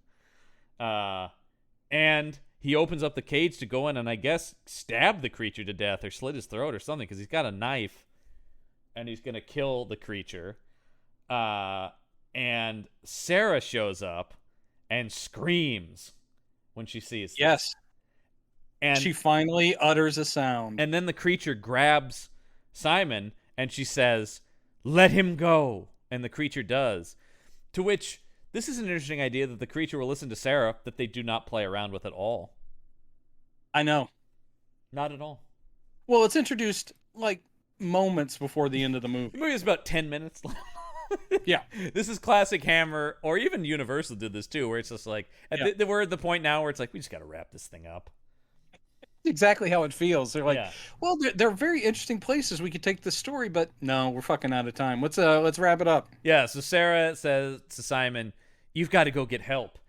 And then we cut to, look, I'm happy that the Wicked Witch of the West got other work outside of Wizard of Oz, because we cut to her as this old crone going like, "Yes, the monster's out." It's like I don't know why. Okay, it's true we had not had anything really for a good 20 minutes reminding us we were in the asylum. It was really just the three of them, you know, and the creature. And that was because we also get the guy who thinks he's God saying scripture here. That's true, but you're cutting like, to what's this the woman, point of any of this though? See, the woman, I mean, she's been in the group shots, but we haven't spent any time with her. She's not the one that spit on Simon earlier. No. So suddenly, this woman that we haven't heard speak is suddenly right in frame going, "Oh, he's angry now. Yeah. He wants his revenge. He's going to get it." Anthony Hines didn't feel it was clear enough what the creature was doing, that he needed this old woman to explain it to us. And she does do a full-on... It's dead on Wicked Witch of the West. It is... Laugh. Yeah. It is insane. Fly, my pretties. It is. It's the cackle is unbelievable. Yeah. And I'm sitting there going, why now? Why here at the end do we get this? And then we get Cushing coming back into the lab, and the creature's just out, and he's like, "Oh, shit." Yeah. And then it cuts away. Now, I assume the creature has killed him. It seems like, because he's like approaching him, and Cushing's like, "Oh, no." And then it just cuts away. And it seems like, oh, has he killed him? No. Mm-hmm. You mean the creature? Yeah. The creature gets killed by the inmates. No. It looks, the way they cut here, it looks like he's killed Frankenstein. Is what I'm saying. Because Frankenstein opens the door, the creature's loose, and Frankenstein's like, uh-oh.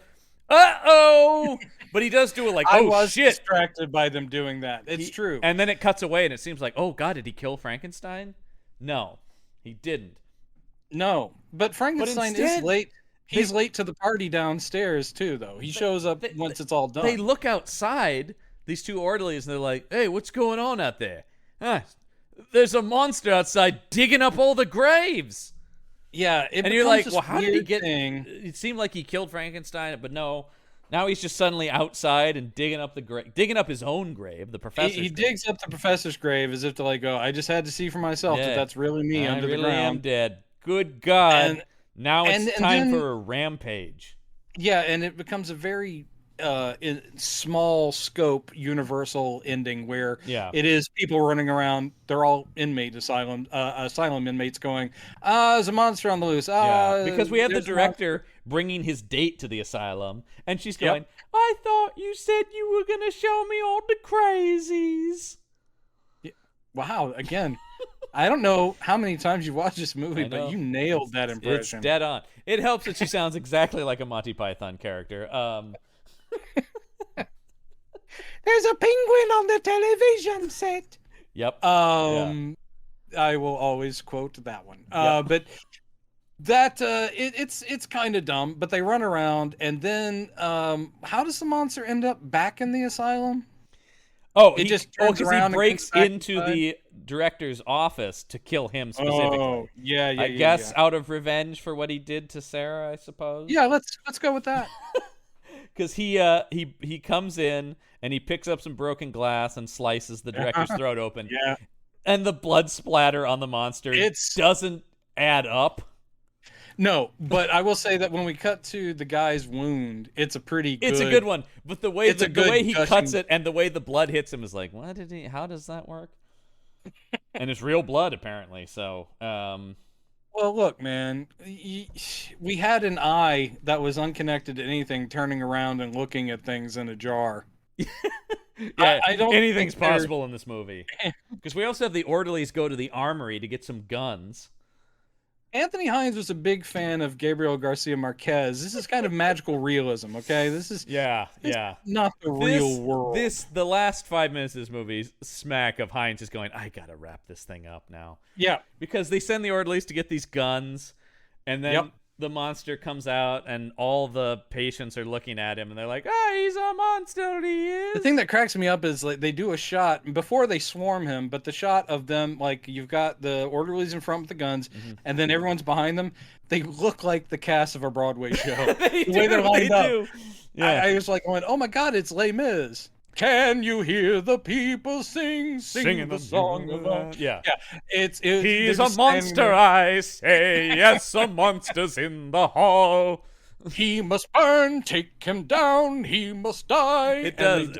We got a little snapshot of the Frankenstein Broadway musical here. No, give him a chance. Did you ever see The Tall Guy? Yes. One of the earliest Emma Thompson movies with Jeff Goldblum. Jeff Goldblum, yeah.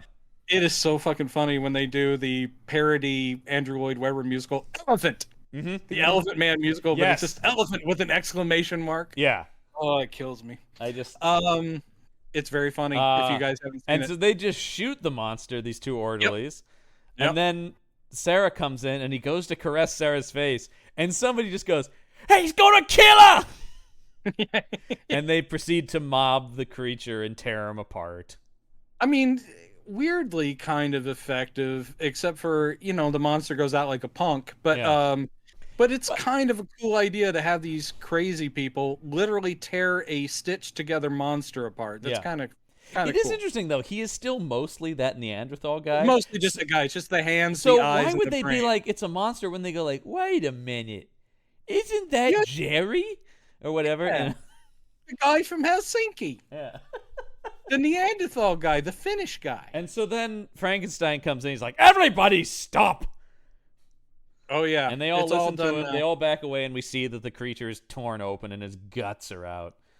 Yeah. And Simon is holding Sarah because she always needs to be held. Yeah. And then Frankenstein says to the orderlies, he goes, now you can get your hoses. Yeah. Now you got to clean this shit up. Get to work. And then they go back to Frankenstein's lab, and he goes, well, I've got some new ideas for the next creature we make. And Simon's just like, wait a minute, you going to do more? Oh, of course, on to the next one. Upwards and onwards, young man. Yeah, it's not, this movie isn't good. The ending isn't good. But I like the way Cushing played it here. Yeah. And I like the way that the Simon guy is looking at him like, good God, you are insane. I do like where he leaves Frankenstein, where he's just like, well, on to make another one. And he goes, in fact, I've noticed some promising bodies that are in the asylum right now that we could possibly use. And he's already, we sort of end on him formulating, going like, well, then we could probably go and do that. And Simon just being like, my God. And somewhere in the production offices of Hammer, they're like going, well, maybe we could do another one, and we'll just switch it over to Simon. Because Peter won't want to do another one. I don't know. Peter probably would have done another one. Peter didn't seem to be the guy scoffing at the work like Lee was. Pretty true. Yeah. But 3 years from this point, he'll be Grand Moff Tarkin, and that's all we need. And then he's like, I'm sorry, I don't take Hammer's calls anymore. Yeah, I've got action figures. I'm making that sweet Kenner money. Yeah. There is a sad comment from David Prowse in his IMDb, speaking of Star Wars money, where he's talking about how he never saw any money from he just kept getting letters from Lucasfilm saying, we're very sorry to say we have no residuals to pay you for Return of the Jedi because it still hasn't turned a profit. Ooh. Yeah. Wow. Yeah. because you can always fudge that in movies. Man, that is some bullshit right there. Yeah. So anyway, I mean, yeah, that's it. Was Frankenstein and the Monster from Hell, a movie and that sadly had no monster from hell in it. No. And that is the final Hammer Frankenstein film that they did. It is the first off, do we recommend it? No, not I can't. I mean, I wouldn't say like avoid it at all costs, but I wouldn't say go out and see this one. It's just not worth your time. No. It's not shit, but you're not going to get much out of it at all. There's a couple of high points in it, but they're few and far between, and they're really I like the brain surgery. Yeah, this is really on its last legs at this point. It really is like, yeah, time to close up shop, gentlemen. Sadly, one of the things I think I will be saying about Hammer in general when we're there, which is next week. Yeah. One of the things I will say is that they never quite got it. They never quite figured out what the strengths of their films were, and therefore they just kept repeating their same mistakes over and over and over again. I do think they were brilliant at the beginning of the Frankenstein series by making the Doctor the monster. It was a great twist. Yes. And when you had an actor as good as Peter Cushing, you can do that. Absolutely. But they screwed their series up almost immediately. And their makeup people were never really good with the Frankenstein creature. So you didn't have an iconic anything from their Frankenstein series, except for Peter Cushing. And with Dracula, the big problem was they always shoved him to the background of his own fucking movies. He was always an incidental thing when he should have had dialogue and motivations and scenes of Christopher Lee talking to Van Helsing. You want that, you don't get it. You sadly don't. It just that there's so many just missed opportunities. They had the right pieces, but they didn't bring them together very well. One of the most obvious things that you would want to bring to a Dracula series is martial arts, and they did figure. They did figure that out finally. One of my favorites, though, to be fair, I love the Legend of the Seven Golden Vampires because I do love Dracula and I do love Kung Fu. So. It is like Kronos. This is one of those outliers. And I guess the Karnstein films, even though that was a series, they're not really connected either. But this and Kronos are the two that are just like so out there. They're their own thing. And even though Dracula does show up, those and are the Van ones Helsing, I kind of enjoy the most sometimes because they were trying stuff. And it feels like there's a little bit more energy. Because we've got some actual martial arts stuff going on. Well, yeah, because this is them partnering with is it Golden Harvest? The Shaw Brothers. Or the Shaw Brothers. Or that's Golden it. Shaw Brothers. Great stuff. And so the martial arts is on point in it. Which is this is going to be an interesting one. And it will be wrapping up Hammer on our podcast. It will be the season finale. This will be the end of season 2 of Campbell and Jones Meet the Monsters before we go to the 70s in general. For season wait. Hmm? You said we'd be covering the new season of iCarly. Oh, Brendan. Well, you know I can't. You know I'm not allowed to. Oh, shit, that's right. You're not allowed within 500 yards of iCarly. Of the show itself, not anyone from it. Itself. Just the show. Anywhere it's being broadcast. If I accidentally scroll past it on a streaming service, I have to, report it. I'm sorry for the late in the day callback to something that randomly popped into my head earlier, but yeah. Anywho, yes, I'm Check looking forward to next for week. Our explosive season finale. The end of Hammer. About the Legend of the Seven Golden Vampires. Yeah, please join us then. It should be fun. And I don't know, do some sort of celebratory, make a cake or some kind of treat, because Hammer has treated us well and also terribly. Yeah, and it'll be sad to see him go. It will be, but we're on to other frontiers after it. So join us next week for that. But that is going to do it for this week's episode of Campbell and Jones Meet the Monsters. I'm John Campbell. I'm Brendan Jones. And remember, there are such things as monsters. Ooh, he's angry. He wants his revenge.